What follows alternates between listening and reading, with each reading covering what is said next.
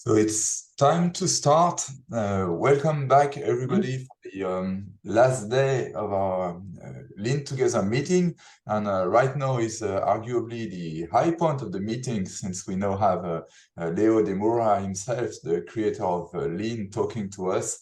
And this is a Lean FRO meeting, so it's part of a monthly series of meetings where the FRO team and Leo in particular tell us what they are doing, but it's very fitting that it's just embedded in our Lean Together meeting. So thank you very much, Leo, for taking time to talk to us. Oh, thank you, Patrick. Thank you, Robert and David, for organizing the event. This is amazing. I have been blown away by many of the talks. It's great. Thank you for accommodating us in the events. I mean, as some of you know, we have this monthly series where we give updates about the Lean Flow, right?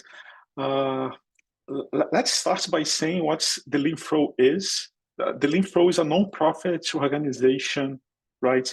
Our mission is to address scalability, usability, improve automation issues in Lean, support formal mathematics, right? So one big deal in the Lean Flow is support MathLib. And we also want to achieve self-sustainability in 5 years, right? So what does that mean? We have to we have funding for 5 years, but after that, we need to have industrial partners, philanthropic money to support a foundation, right? We want to keep going. We have our roadmap is public. You can check it on the LeanFlow website.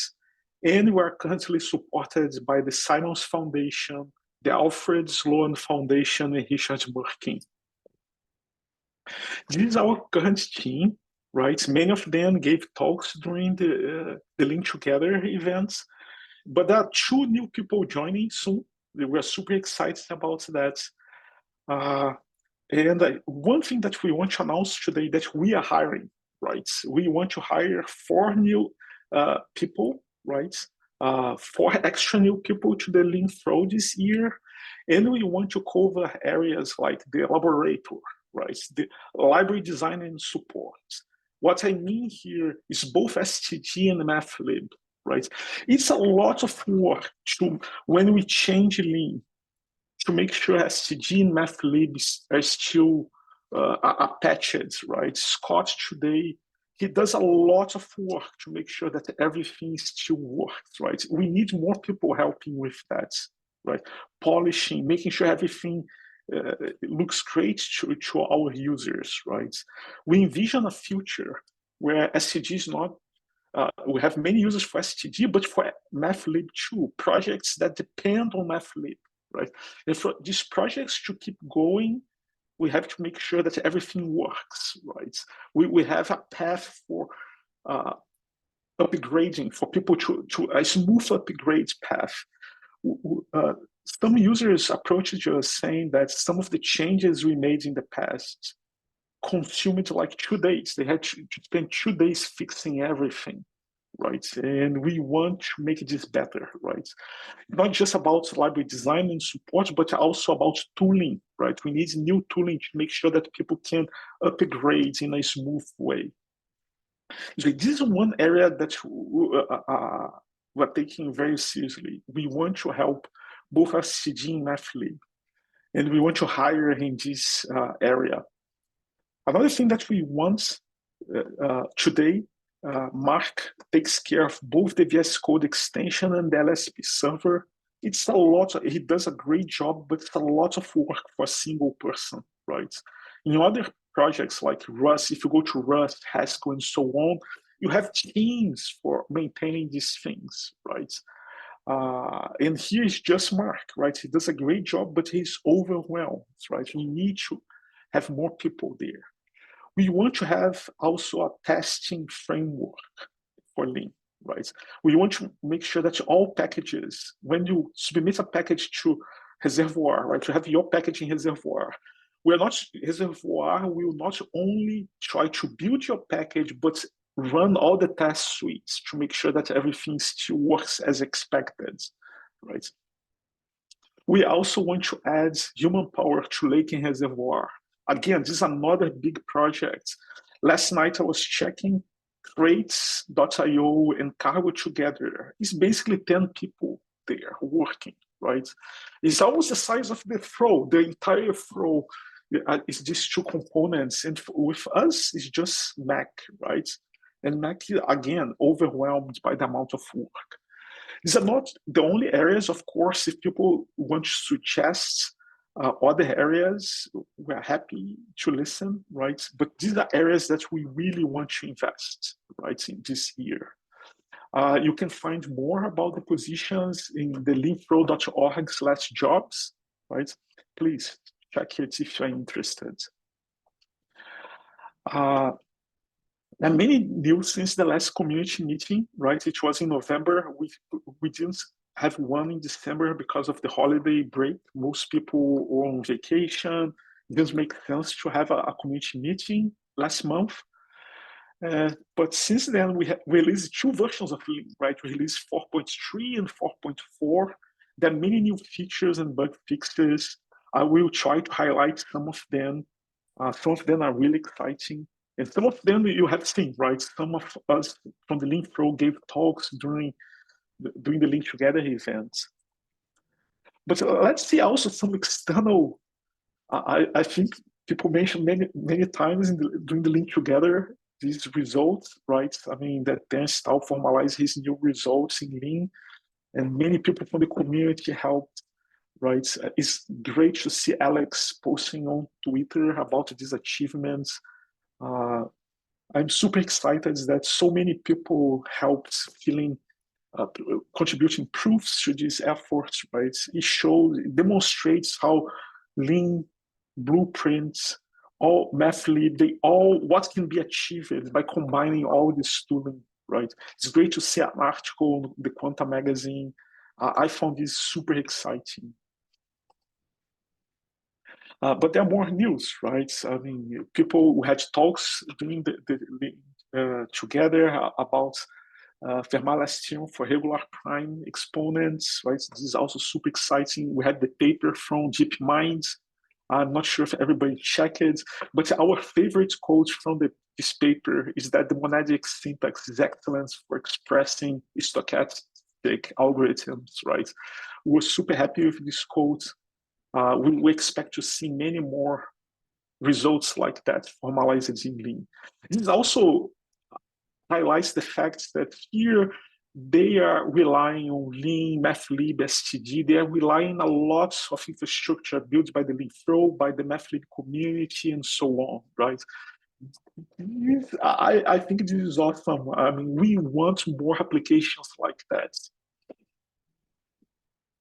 We also have the Lean Copilot. If you haven't tried, probably you attend the talk doing Lean Together. I played with it. It's really cool, right? It can run locally. You don't need to call a server. At least on the Mac. I don't know if it works on arbitrary hardware, but on a Mac, with the new M1 and M2 chipsets, it works really well, right? We also had Morph release a new version, right? Now they have pattern matching syntax support. I know people that use Moogle on a daily basis, right? Lugo and Moogle, hopefully one day they're going to be together, they're going to be integrated. But it's great to see efforts like that. Now let's focus on the updates from the Lean Pro, right? First one, I think everybody was missing that, the autocomplete for imports, right? This is the kind of thing that you can't live without after you use it in Lean 3, right? Now we have it in Lean 4. I use it all the time now. This is a time saver, right? I mean, especially when you're navigating, you're using a library that you are not the main author of the library, you don't know exactly where things are. This auto-completion works really well. Another feature that was contributed by Mario that is in the VS Code plugin is the rename, right? We can now rename. It's not perfect yet, but it's good enough to be useful, right? It may fail sometimes, miss some things, but it's very precise. It's precise enough, let's say, for daily use, and it's really cool. For if you're refactoring your code base, this feature is a time saver, right? If you want to rename things in your code base. Another one that's you may think you don't need it, but after you use it, it's super useful, right? It's like the find all references, right? The find all references, if you never use it, you think you don't need it, but it's super useful. Find all references, and the show call hierarchy go one step further, right? You can see all the call stack, all the dependencies, and it's super useful if you're trying to understand the code base, how things are, the dependencies, and we have that now in Lean. It's going to be merged soon, but I think it's going to be as useful as the find all references we have today. It's another feature that's available in some programming languages and will be available now in Lean 4. The lazy discrimination trees, maybe people missed this feature, but it's a big performance improvement, right? For library search, we use discrimination trees, right? The lazy discrimination trees, the idea is that they're initialized on demand, right? And look the startup time, right? I mean, before was 1.36 seconds, now it's 27 milliseconds, right? You build the tree as you need, right? And it's a big speed up for Mathlib. You don't even need a cache anymore with this new feature, right? Deeper nodes are going to be exploded the first time you visit them. Right now, we have something called SCD underscore exact, but the goal is to merge SCD underscore exact and exact question mark in the future, right? Right now we have both, but in the future we're going to have only one when we know that everything is working as expected, right? But this is a big deal for initialization, right? Omega now is in STD, right? I mean, the main motivation for having Omega, the first thing, linear integer arithmetic is useful, right? Especially in software verification, people want linear integer arithmetic. The other thing is that Omega is going to be integrated with the determination checker, with the array index out of bounds checker, all this kind of infrastructure we have for all users require support from linear integer arithmetic. We know now that we have discussed with the Mathlib community that moving linear arithmetic to STD is tricky because of the dependencies right now. And it seems to us that's a good compromise is, okay, let's have Omega in STD, right? So Omega had not been ported to Lean 4, right? And would be a good compromise. The linear arithmetic would stay in Mathlib for a little while. Maybe one day it will be able to move it to STD, but in the meantime, Omega is there, and it's already super useful for doing termination checking, array index out of bounds, and so on, right? I think Scott did a great job implementing. It's really that there's some features missing for Dark Shadows, but it covers a lot, right? There's a lot of things that it already supports. Like if you have annoying casts, like in the last example, where I'm mixing natural numbers and integers, Omega takes care of that. Have a little bit of support for disjunctions, like in this example here, right? Modulo, it supports a lot of stuff, right? And it was funny that yesterday Scott submitted a PR ready to Stiller, right? Emina gave a talk on Tuesday. She mentioned that she missed linear arithmetic, and Scott already submitted a patch with replacing manual proofs with Omega proofs, right? So you could replace like 5-10 lines of proofs with just a call to Omega, right? And another news from Scott is that Matthew reported that just replacing ling and ref with omega in just 3 files reduced the wall clock time by 2.5%. This is a big deal. Matthew, this is gigantic, right? These files were a bottleneck, reducing 2.5% of the total build time by just replacing ling and ref with omega in 3 files is a big deal, right? We're super happy with this news. The documentation tool, right? I mean, David presented Verso, right? You can see more details in his talk, right? But one thing we're super excited is that the generated documents, right? You have these pop-ups, but when you are editing also the documents, you get the same kind of support, right? It's like editing link code. It's like you're editing your documentation, the link code at the same time. You're not compromising anything. You have access to all the features you're familiar with in Lean. You're going to, Verso allows you to have access to all these capabilities. And when you generate the documentation, you have the pop-ups, you have, David, you keep improving, many more awesome things are coming. And we're super excited about this tool, right? We're so excited that the website now is implemented using Verso, and we have a blog post now, right? We have 2 posts, one announcing the Lean project blog post, and another one by Joachim, where he describes all the improvements, right? We have for recursive definitions. We are going to cover some of them today, but this is the first blog post. We expect to have many more this year, and to highlight new features we're adding to Lean, changes we have been making, right? But let's see what Jochen has been doing, right? Now we have support for guessing the lexicographical order, right? For example, functions like the Ackermann function, you don't need to provide any annotation now, right? It just works. Lean will guess the correct lexicographical order to prove termination, right? And it scales really well. For example, you have this nasty example with many parameters. If a lexicographical order is reverse, right? You have to do I, then A, then G, then F, then E.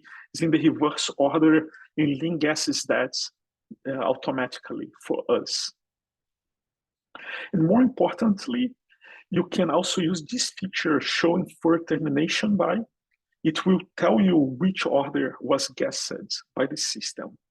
In the future, we expect to have a termination by question mark, that you can write termination by question mark. You're going to get try-just to replace the termination by that was guessed with the one that was synthesized.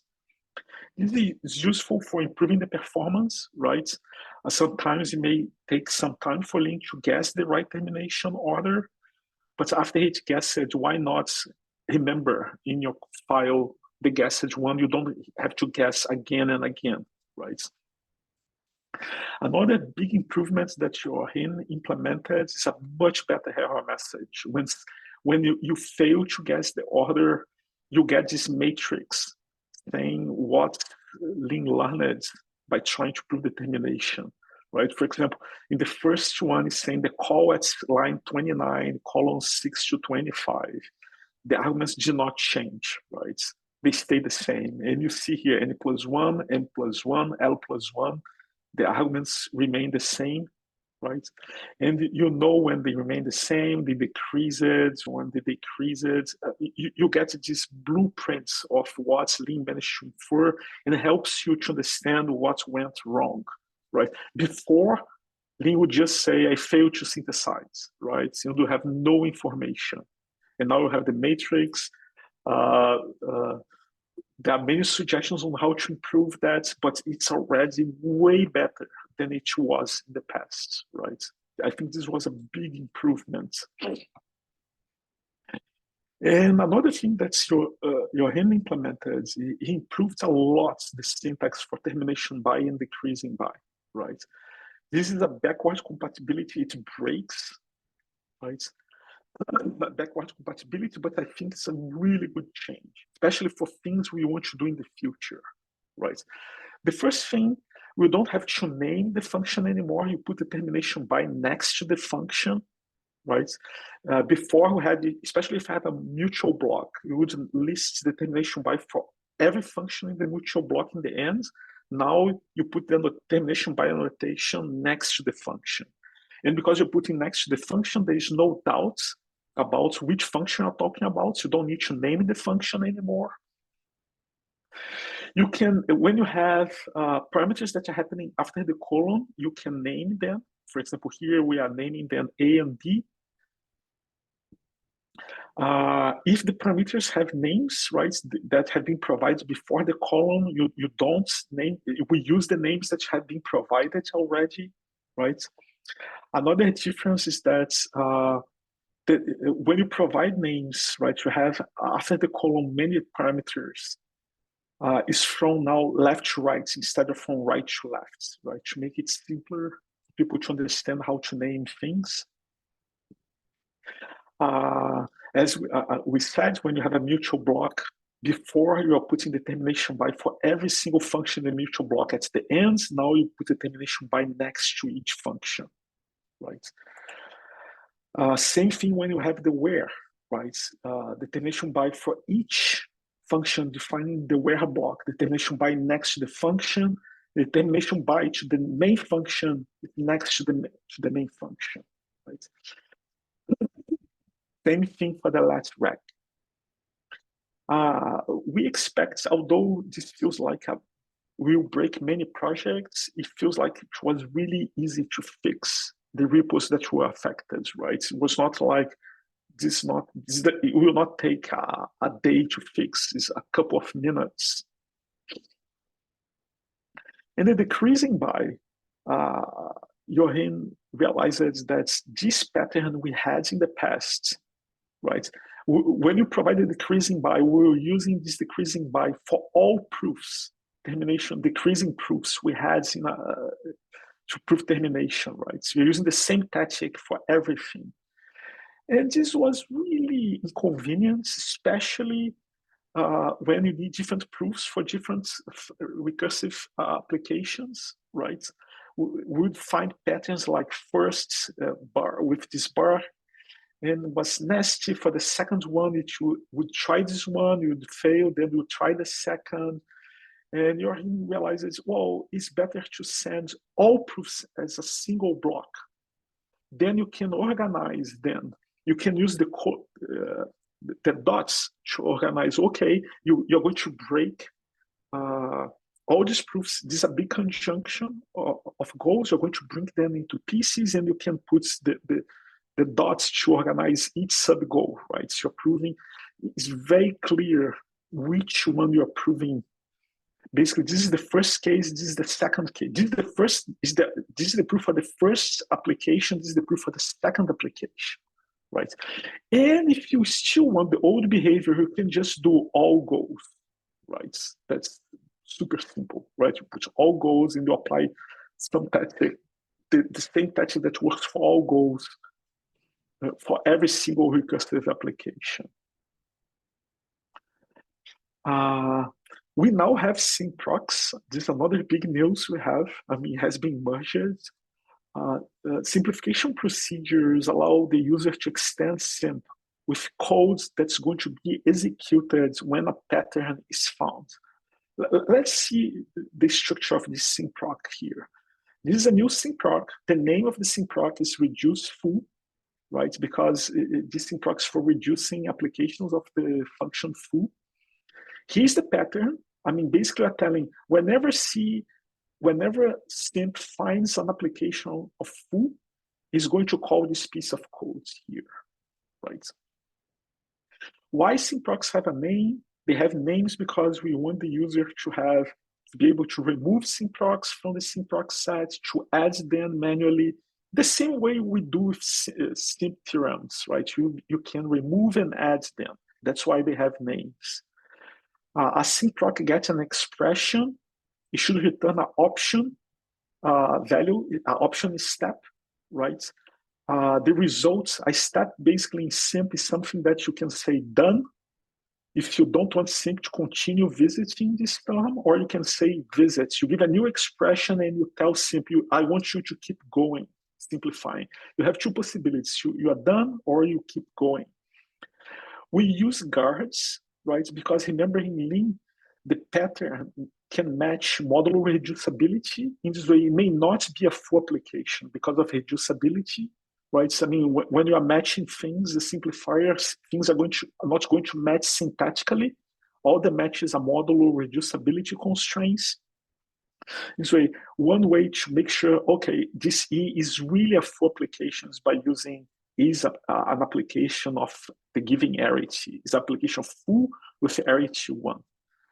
Then here we are trying to convert the first argument into a natural number, right? Well, basically, this is something that's really hard to do with a simp theorem. You want to do something if and only if the argument can be converted into a natural number, right? If we can do it, then we're producing a new result that's n plus 10 because full is x plus 10, right? You create a new natural number, right? A linear expression representing n plus 10. The proof here you don't need to provide a proof because it holds definitionally, right? The result is always an expression and optionally a proof, and you can suppress the proof. It is by reflexivity. Reflexivity in Lean means it holds definitionally, the two terms are definitionally equal. But let's see a more complicated example.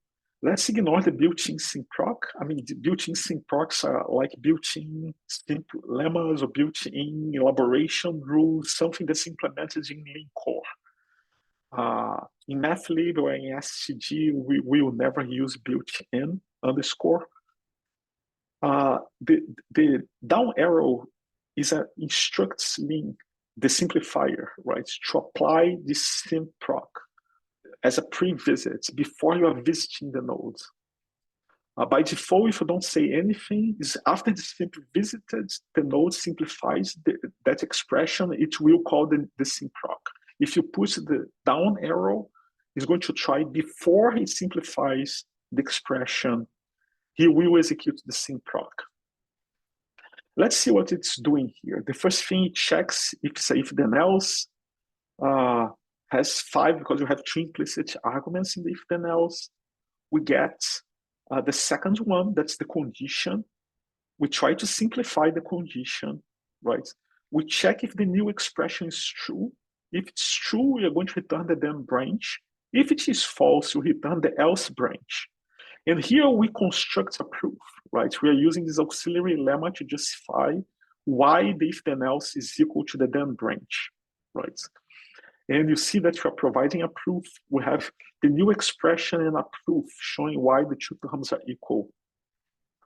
And this is also a performance, was a performance bottleneck that software verification users realized. In software verification, it's really common to do symbolic evaluation of a big piece of code. And what happened when they were trying to do symbolic evaluation with if then else? The simplifier was treating if then else as any other application. So the simplifier would find the if then else, would visit both the condition, the then branch, and the else branch, right? And then it would say, and now it would say, oh, the condition reduced to true. I can now apply the theorem if true, AB reduces to A, right? But the simplifier had simplified the else branch too, was completely wasteful, right? In mathematics, people usually don't do that, right? This kind of symbolic simulation, but in software verification, people do, especially if you have a recursion and you have a if then else there with this shape, would have make exponential number of calls to simp. By using this new Simp Proc, right? You reduce the condition first in the pre-visit. If it goes to true or false, you skip one of the branches, right? And this happens all the time when people are doing symbolic simulation, right? And you can do tricks like that for many other things. Like, for example, for the ends, you can simplify the first arguments. If the first argument is reduced to false, you don't even need to visit the second one. You can get also this kind of exponential blow up if you simp without Simp Procs. But with Simp Procs, we can avoid these overheads. And let's see how to Simp Procs in practice and how to simplify the adjusting your repo to this feature, right? For Mathlib and STG, Scott fixed everything already. But let's see, we have this Simp Proc reduce full, right? I put here just for reference, I mean, to remind us the name of the Simp Proc is reduce full. The first thing you can do if you're porting something break on your repo is to say Simp Procs false. It completely disables Simp Proc. And for example, here, if you call simp, it will fail. Nothing will be reduced in this example. And so it will fail, and this line only, this test works because it disables Simp Procs. When you say simp only, the Simp Procs are disabled by default too, right? I mean, they are not, it's like saying we don't want, remember, simp only disables all simp theorems. Same thing, you will disable all Simp Procs, right? But when you use simp only, you can say, I want to use the reduce full Simp Proc, right? The same way we do for simp theorems, right? Same way. And you can also do simp with the minus. The same way you can disable a simp theorem, you can disable a Simp Proc. And I have a typo here. It's not reduce underscore full, it's reduce full, it's camel case. Same idea. And simp, when you use simp question mark, you get the Simp Procs that we use it, right? This is also useful. The simp only support, we want to have Simp Procs to have names exactly because of simp question mark. You want to know exactly the Simp Procs that have been used. This is important because some Simp Procs can be very expensive. You don't want to run them all the time. Only the ones you, but this is the same story that we have for simp, right? Another thing that's important to keep in mind is that Simp Procs will enable something the community has been asking for a long time. For example, to integrate norm num inside of simp, right? Or to do ring, to invoke ring from simp, right? You can do all that now with Simp Procs, right? Mathlib can add Simp Procs that integrates ring, integrates norm num, all these features inside of simp. Another thing that can be done there is, let's see, what else can we, am I forgetting anything about Simp Procs? I think these are the main takeaways. You can integrate all these things now in simp. Oh, they're scoped too, right? The same way we have scoped simp theorems, you can have scoped Simp Procs, right? You can put scoped keyword before Simp Proc. It will be scoped, and you can have a ring scope, and you only activate the ring Simp Procs when you open the scope, right? Mathlib cache, right? Last year, in the end of year, we lost the support from Microsoft for the Mathlib cache. The Linflow has taken over the sponsorship, mitigating the January 1st outage, right? And it's amazing the amount of traffic, right? In 30 days, it's 4 terabytes of traffic, right? And right now, it was more or less like crisis mode, but the goal for the cache is that with Reservoir, the Mathlib cache and caches for the other packages will move to this new infrastructure for caching. Right now, we're still using the same infrastructure. The only difference is that the Linflow is doing the sponsorship. But long term, the goal is to have Reservoir providing the cache for all the packages that are there. Another big news from Chris Bailey I'm not sure if he already announced it, but the external type checker that he wrote for Lean 3 now has been fully ported to Lean 4. And he managed to check mathlib using his external checker written in Rust. This is great. Now we're starting to have, again, many external checkers for Lean. In Lean 3, we had many. Now we have the one that Mario wrote in Lean, and we have now the one that Chris wrote in Rust, and we hope to have many more in the future, right? And Chris also wrote a documentation explaining how everything works. If you want to write your own external type checker, this is also a really great resource. As every Lean Flow meeting, we reserve a lot of time for questions, and we want to continue the tradition. Please feel free to ask questions.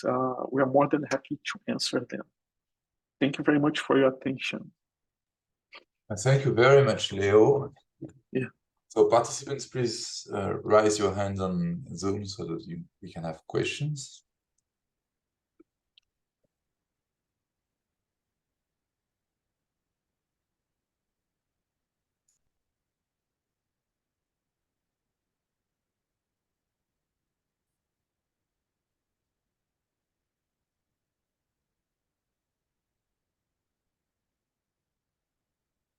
Yeah. I guess I can get it started while people think about questions. The Simp Procs, I had a technical question about the if then else reduction Simp Proc. And I saw that the Simp Proc was first simplifying the condition, then checking if it can apply its magic, and if not, it's failing. Yes. Does this mean that the condition will be simplified by the Simp Proc and then thrown away if it doesn't hit? No, it's a great question. Yeah, it's a great question.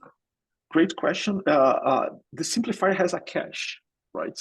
And he remembers that the condition has been simplified to the results and will not do it again. One thing that's important about this cache, there's the discharge depth, right? I mean, because when simp can be called recursively, and every time we're trying to simp to prove that a hypothesis in your conditional theorem reduced to true, right? We increase the discharge depth. And this was a bug we had in simp in the past, like that's the key for the cache was not taking the discharge depth into account, right? And this is one important thing to keep in mind. For example, we could imagine that we could simulate this Simp Proc by having a conditional lemma that says that if the condition is true, I simplify the if then else into the then branch. But it would not do the cache in this case because it would bump the discharge depth when trying to prove the condition to true. But here he's not doing that. He's not bumping the discharge depth. And the cache works perfectly. And it was a big motivation for moving to a Simp Proc in this case, that we don't have this problem that you're pointing out. Cool, thanks.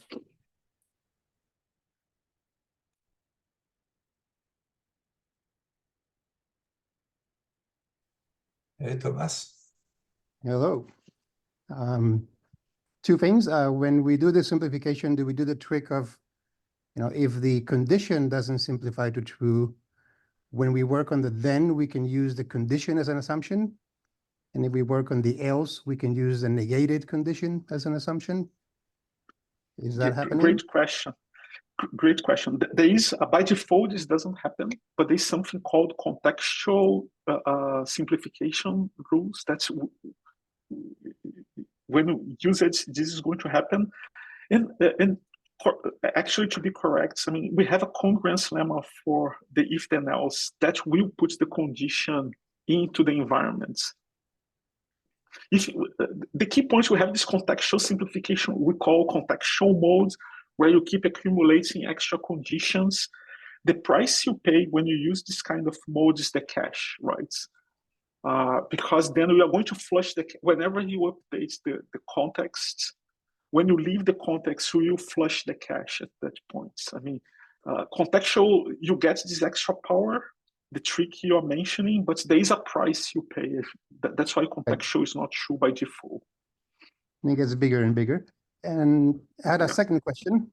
You mentioned changing the linear decision procedure to the omega one. Yes. This assumes that the new one is as trusted as the old one, right? Because you could, there could be a bug in your new decision procedure and the old one could be more sound, right? No, both of them are proof producing, right? Both of them are producing proofs that are checked by the kernel, right? I mean, there's no issue with trust. I mean, yeah, both of them are producing proofs. Yeah, yeah. Mario? Yeah, I had a question about the discharge depth thing that you mentioned. Yes. Shouldn't it be possible to cache the simps with different discharge depths as long as all the sort of sub tasks don't hit that limit? I don't think that would be. We can try to improve it. Right now, this doesn't happen. We would have to figure out a reliable way to check if this is happens. Right now, we don't have a good way to do that. But can be a room for improvements to do what you said. Okay. Eric? Yeah, I had a quick question about Simp Procs. Is there any mechanism to provide settings that are specific to one Simp Proc? So Simp has this config argument with a bunch of things in it. Is there any way to add extra configuration for new Simp Procs? Yes, good question. There isn't, right? I mean, it's structuring right now the configuration, right? I mean, we have to change. Whenever you want to add a new option, you can have your own configuration, a separate one. One trick you can do is to use set option, right? I know set option are not perfect, but it's one trick you can do to create options for your Simp Proc. But right now, there isn't a way to do that. I mean, you want to put in the config. I'm assuming your question is, when you do the simp, you provide the configuration, you want extra configurations for the Simp Procs, right? Yeah, but not necessarily in that config. I suppose it could go after yes. the name of the Simp Proc somewhere else. Yes, yes. Well, as Simp Proc designers, they can come up with their own tricks for configuring their own Simp Procs. Using such options is one of them. Another thing that we could try to add is to have something like options, but that you set in the config, right? To have a key value structure like we have for set options inside of the Simp that allow people to add options for their Simp Procs there. That could be one possibility. But the short answer is right now, the best way to configure your Simp Procs now is creating your own options, right? Okay, great, thanks. Patrick? Yeah, I've got one comment and one question. So first, the comment is that you didn't mention, but maybe users should know, there was also improvement to the widget infrastructure around Christmas. So for instance, the API changed a bit, but this is a bit technical. But something that is more user visible is that the widget can now insert snippets instead of just inserting just a string of in your text file. So there is not yet uses of that, but this is something if you want to write widgets that insert sophisticated things with placeholders, and you can jump from placeholder to placeholder. This is not possible. So it's something that was done around Christmas. And the question is, since we are talking about the simplifier a lot, I lost track a bit. What is the current status of all the discussion around zeta reduction in the simplifier and unfolding LEDs and things like that? Because there were several issues about that. Yeah, they will come. I think you're mentioning the ones. Let's see. I remember your issue that you want to make to relax the indexing. It's almost adding a no index, right? To make it more relaxed. I mean, the slightly unintuitive thing that by default the simplifier would just replace all let definitions by their bodies without even if you don't ask it, if you just have in your local environment a let, and then the simplifier was enfolding everything. Okay. There's also this more control on how the community wants to have control over how the lets that are in the local context and the nested lets, also to make a distinction about which ones are going to be expanded also. Yes. Yeah, thanks for the reminder. It will be in the next community meeting, this feature. It was forgotten. Okay, thanks.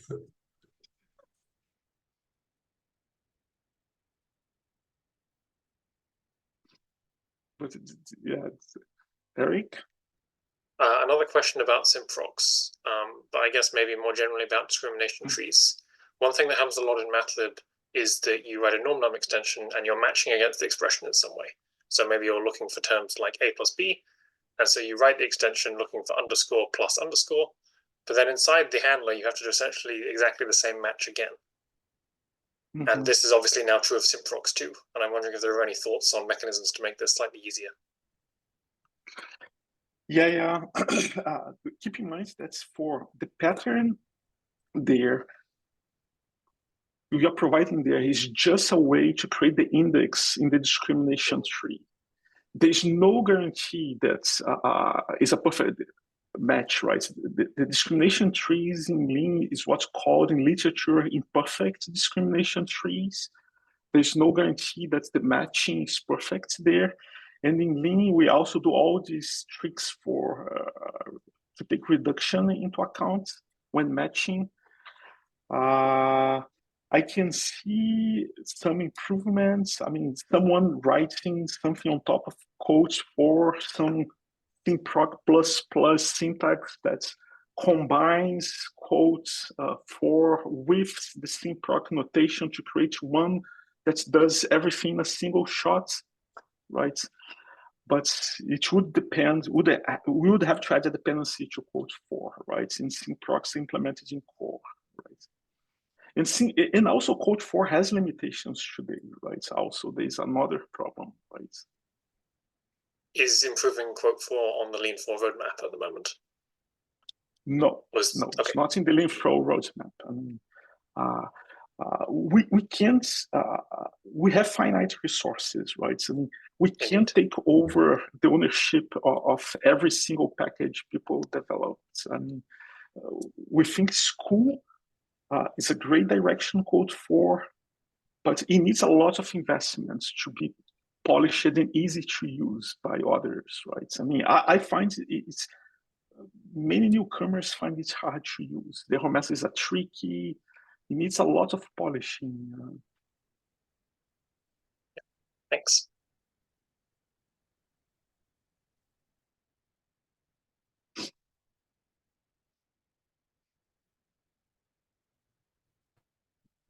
Well, I just wanted to mention regarding the usage of quote 4 and Simp Procs, you don't actually have to put QQ in core to use them. That just means that you wouldn't be able to use them for Simp Procs in core, but you can, of course, use QQ with a Simp Proc in a downstream project if you want. And presumably, Yes. Yeah, but I think what Eric was also asking, Mario, was a way to write a pattern only once, right? Yeah, I mean, you do like some syntax, some macro that creates the pattern for Simp Proc and the pattern for codes and everything. You don't have to write it twice.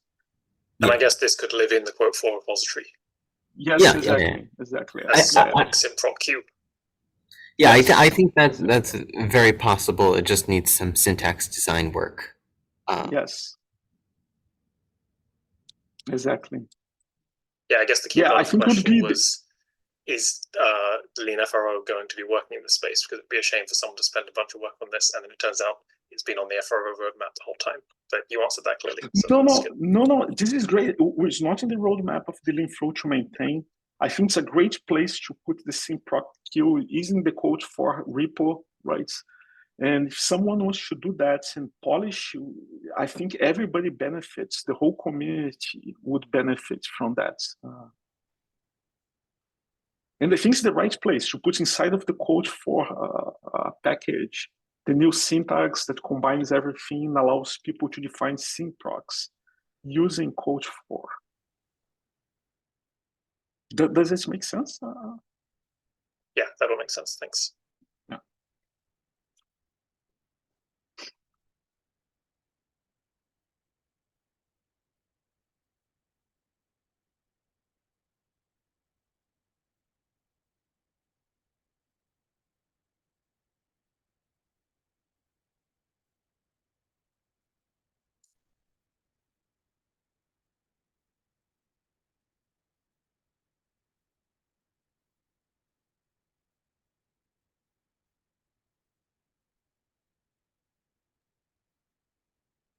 If there are no more questions, maybe Rob, I've one more question, maybe since okay. So Leo, is there any update on the issue of trying to create a executable code for definition where it makes no sense, and the whole discussion around non-computable and things like that?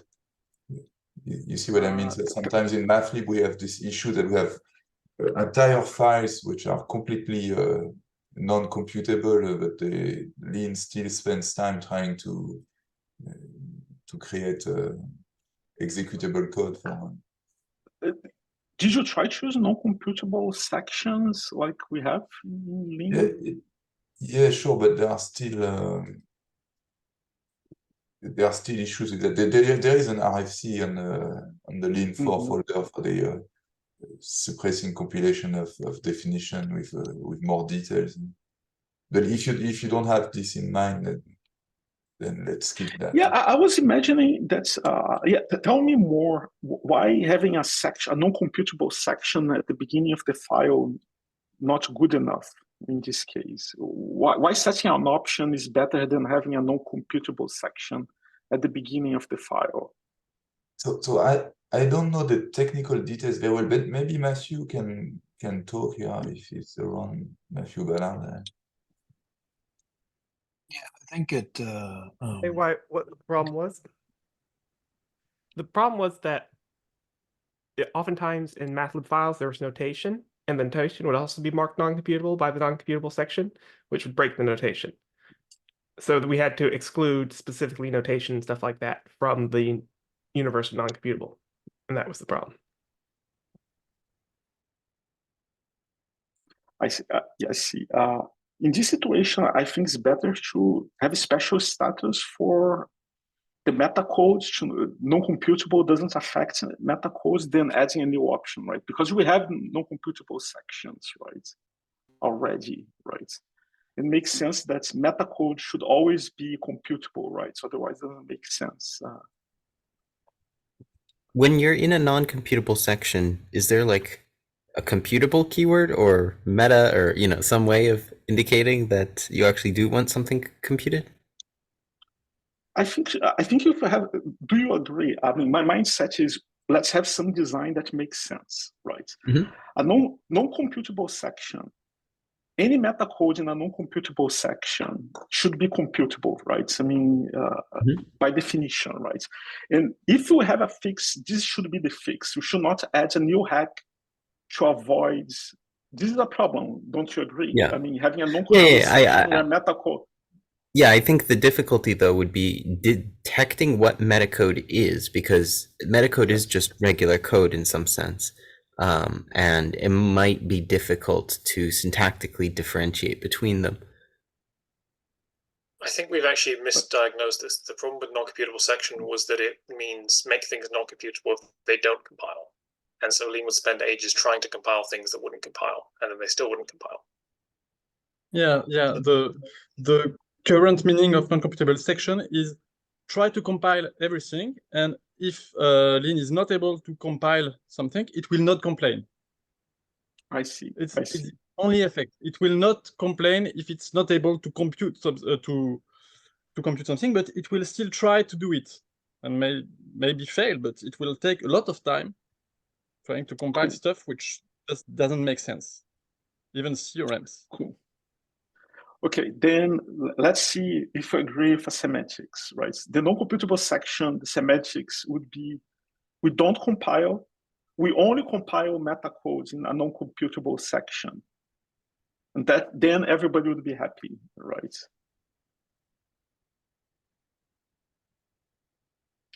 My point is, I don't want to add an option. If you have non-computable section, you're saying the semantics non-computable section is not good. Then we add a new option to fix a problem. Now we still have a problem. Non-computable section are not behaving the way it should, right? Do we agree with that? Do we know why it takes a long time to fail? Is there like some low-hanging fruit there where we can detect that this is somehow not a suitable, especially theorems? That one sounds like very low-hanging fruit. We should be able to very early out and not go through the work of computing things that are going to end up being non-computable. But we also have things that take a very long time that do compile, and we don't want MATLAB to pay the cost of compiling because we don't care that they compile. I mean, this is what we used non-computable bang for in Lean 3, and non-computable, the keyword, does this. So, like, maybe we should just keep using non-computable, the keyword, even in non-computable sections when it's necessary to prevent this issue. I think that the semantics of only compiling metacode could work, but it is a semantic change, and I would want to see what happens with MATLAB when you do that. Yes, but because it'll make a lot less things computable. Well, but what I'm reading, what I'm understanding today, the non-computable sections are not work. I mean, then we have to remove, right? I don't see a point of leaving non-computable sections if they don't work, right? They are not doing what people want. Then we have to delete this feature, right? Mm-hmm. What I don't want is to have something broken there that nobody uses, and we add a new option to work around something that is broken. Mm-hmm. If you keep doing that, we end up with a horrible design for the language, right? Mm-hmm. Yeah, I mean, the current the current semantics of non-computable section are understandable, but the performance implications of it are not great. If we have a different semantics, I can imagine some people wanting the old semantics, and there'll be some discussion there. Maybe it's fine, maybe no one's been using non-computable section because the performance is too horrible, and in which case it doesn't matter, and we can just remove it or replace it with something else with a different semantics. But it is something else, I guess. And there were discussions in the past about improving. Didn't we do most of the work already, figuring out what to compile and what not to compile, and building the suppress compilation tactic? Tell me about the suppress compilation tactic. So you throw that on top, and then it figures out from the syntax whether you should be compiling or not, whether it's metacode, for instance, to compile notations, things like this. So, I mean, Mac was a wizard with figuring out how to match on the syntax, but it works pretty well. And you can throw that at the top of a file and get what you want in that. It never tries to compile code for any of the definitions, but all your notations work and most other things do too. Yeah, that definitely sounds very relevant. Yeah. Yeah, and I want to emphasize that I think that there is a path to perfectly lazy compilation in the future, say the medium-term future, where this would not be a performance issue anymore. So yeah, if Mathlib can perhaps in the short term apply a different workaround that does not need any lean changes, then that might be a good combination. But as a lean Even beginner, I'm just surprised to hear that non-computable section does something else than just non-computable in front of every definition.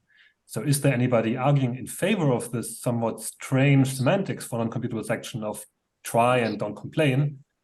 Because if nobody wants that behavior, and everybody just wants the one where non-computable section just makes everything non-computable, maybe with the exception of things that are clearly meant to be meta stuff, then that would solve it as well, wouldn't it?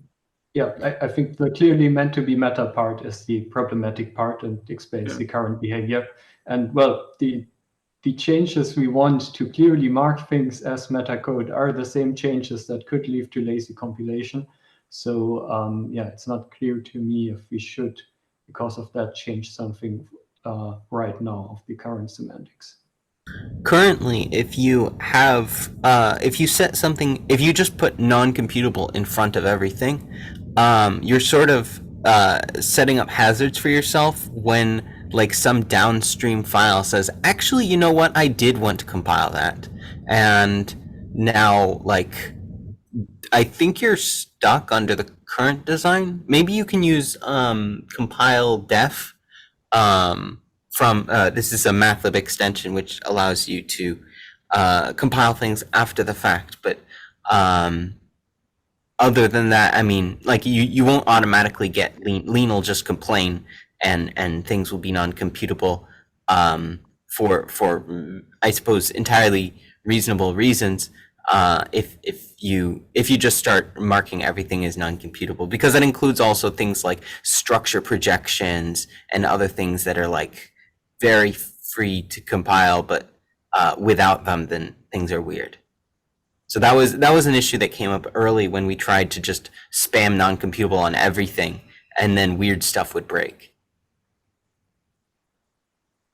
Yeah, so this is an important discussion, but we are now officially into the coffee break time, so it would be nice if people can have a short break before the next talk. Thanks again, Leo, for the meeting, and it was nice having you.